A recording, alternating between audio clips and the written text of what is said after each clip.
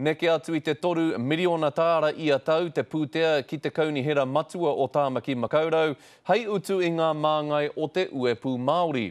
Nā kona no te pātai, ai rānei ka whai hua te hunga utu tāke I tērā pūtea nui e rere ana I a rātau ki taua uepu. Kai te tū māro hi tarari a David Taipari, te hea mana o te Puari Māori.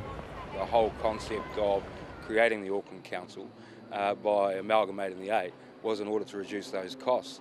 So I'm convinced that the board can provide that, which ultimately will be a benefit to the ratepayer. Engari kaore tēnei kai kaunihera I te whakaai. It's too much. We should be able to run a 9-member board office a lot cheaper than that. What's worse is that this is a continuation, sadly, of race-based privilege. Nōna nahi nei I whakamana hia ngā utu mā te Puari Māori I te kaunihera.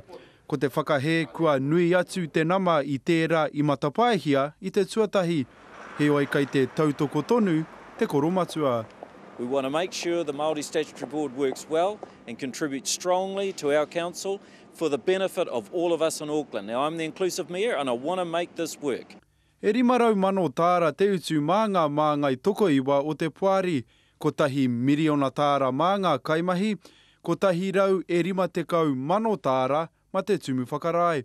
Ko te Puari Māori te hua o te kore whakai a te kāwanatanga ki te whakatū I etahi tūru Māori ki runga I te kaunihera.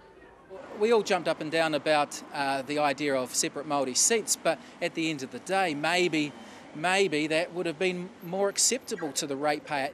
He tā Gardner, te karere.